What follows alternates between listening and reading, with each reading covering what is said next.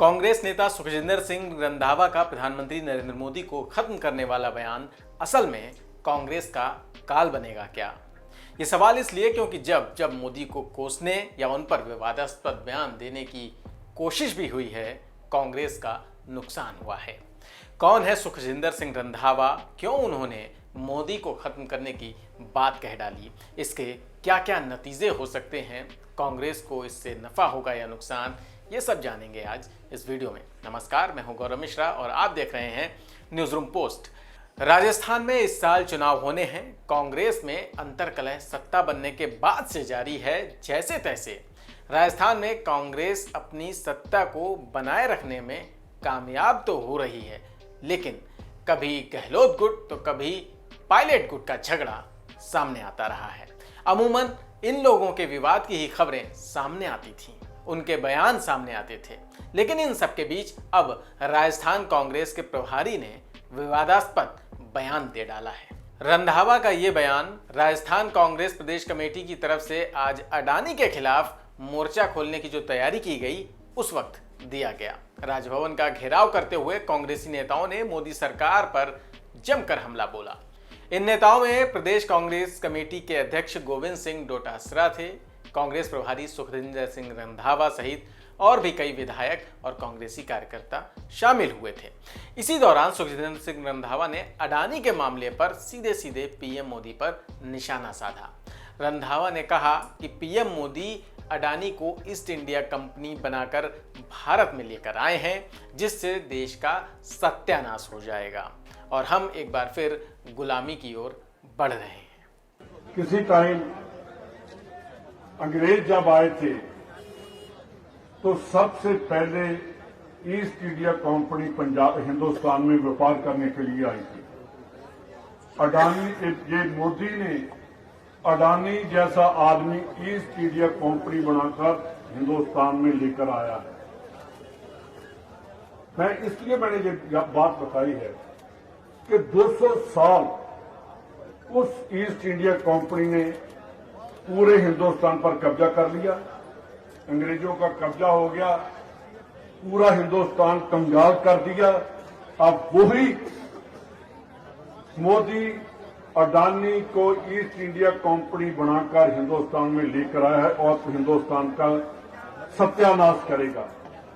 रंधावा साहब ने पहले अडानी के सहारे मोदी पर वार किया, तो उसके बाद सीधे सीधे ये बोल दिया कि अपनी लड़ाई छोड़ो, मोदी को खत्म करो। मोदी खत्म हो गया तो हिंदुस्तान बच जाएगा। मैं सभी लीडर साहबान को कहता हूं कि अपनी लड़ाई खत्म करो, मोदी को खत्म करने की बात करो। अगर मोदी खत्म हो गया तो हिंदुस्तान बच जाएगा, अगर मोदी रहा तो हिंदुस्तान खत्म हो जाएगा। जी कहते हैं ना कि मेरे से बड़ा देशभक्त नहीं है, और भाई साहब आपको तो पता नहीं देशभक्ति का मतलब क्या है, मोदी को पता ही नहीं देशभक्ति का मतलब क्या है। मोदी को खत्म करने की यही बात कांग्रेस का काल बनेगी। राजस्थान तो क्या, 2024 के चुनाव में मोदी को इससे फायदा होने वाला है। क्यों होगा, कैसे होगा, इसका भी आपको जिक्र करेंगे, लेकिन सबसे बड़ी बात पहले वो समझ लीजिए कि कांग्रेस में जिस कदर की अंतर्कलह मची हुई है, उसका तोड़ किसी नेता के पास भी निकलता नहीं दिख रहा है, फिर चाहे राहुल गांधी हो या फिर सोनिया गांधी। क्योंकि अगर तोड़ होता तो रंधावा का दर्द यूं ही नहीं छलकता। अडानी और मोदी पर रंधावा साहब हमलावर जरूर थे, लेकिन दर्द कांग्रेस की अंतर्कलह को लेकर भी साफ देखा गया। उन्होंने स्पष्ट रूप से कह डाला कि अपनी लड़ाई छोड़ो। उन्होंने कबूला कि कांग्रेस में कैसे कैसे लोग आते हैं उनके पास टिकट मांगने के लिए। तो कुल मिलाकर यह समझा जा सकता है कि रंधावा भी ये जानते हैं कि सत्ता पक्ष के खिलाफ लड़ाई तभी मुमकिन है जब कांग्रेस की आपसी फूट खत्म हो जाएगी या बंद हो जाएगी, जो गहलोत और पायलट के चलते फिलहाल रुकती दिखाई नहीं दे रही। कांग्रेस की इसी आपसी फूट का फायदा बीजेपी को राजस्थान में भी मिलेगा और आज के रंधावे के ये बोल 2024 में मोदी को जबरदस्त फायदा पहुंचा सकते हैं। रंधावा ने पुलवामा हमले के लिए भी मोदी जी से सवाल किया है कि क्या ये इलेक्शन जीतने के लिए पुलवामा हमला करवाया गया था। ये सवाल भी कांग्रेस को उल्टा पड़ने वाला है। कैसे, इसकी बानगी हम 2019 के चुनावी नतीजों में देख चुके हैं। 24 में कैसे देखेंगे ये भी हम आपको बताएंगे, लेकिन उससे पहले ये जान लीजिए कि आखिर रंधावा साहब कौन है, क्या कुछ राजनीतिक करियर रहा है। सुखजिंदर सिंह रंधावा को राजनीति विरासत में मिली है। वो एक ऐसे परिवार से हैं जिनकी 3 पीढ़ियां कांग्रेस में ही रही हैं। उनके पिता संतोख सिंह 2 बार पंजाब कांग्रेस के अध्यक्ष रह चुके हैं। रंधावा ने अपने पिता के साथ रह के ही राजनीति के गुर सीखे। कैप्टन अमरिंदर सिंह की सरकार में 3 बार विधायक भी बने। रंधावा को कैबिनेट में जेल और कारपोरेशन मंत्री भी बनाया गया। रंधावा बेबाक अंदाज के लिए जाने जाते हैं। पंजाब सरकार में मंत्री रहते हुए भी उन्होंने कैप्टन अमरिंदर के खिलाफ मोर्चा खोल दिया था। इसके अलावा गुरदासपुर के रहने वाले रंधावा पंजाब कांग्रेस के उपाध्यक्ष भी रहे हैं। जब पंजाब में कांग्रेस में अंतर्कलह हुई थी, उसके बाद पूर्व मुख्यमंत्री कैप्टन अमरिंदर सिंह का जब इस्तीफा हो गया, सुखजिंदर सिंह रंधावा का नाम सुर्खियों में आया था कि वो मुख्यमंत्री बन सकते हैं। हालांकि वो मुख्यमंत्री बने नहीं, उनकी जगह चरणजीत सिंह चन्नी को सीएम बनाया गया था। इसके अलावा 2015 में गुरु ग्रंथ साहिब की बेअदबी के मामले में पुलिस फायरिंग में 2 युवकों की मौत के मामले में रंधावा ने बादल परिवार के खिलाफ आवाज उठाई थी। पंजाब से कांग्रेस की सत्ता जाने के बाद रंधावा को राजस्थान का प्रभारी बनाया गया। क्यों बनाया गया? क्योंकि राजस्थान में सुखजिंदर सिंह रंधावा से पहले अजय माकन प्रभारी थे। माकन का जो वीडियो सामने आया था, उसके बाद उन्हें हटा दिया गया था। और गुजरात और हिमाचल विधानसभा चुनाव के परिणामों से ठीक पहले कांग्रेस ने एक बड़ा फेरबदल किया था। कांग्रेस अध्यक्ष मल्लिकार्जुन खड़गे ने संगठन में बड़ा फेरबदल करते हुए कई राज्यों में नए प्रभारी नियुक्त किए थे।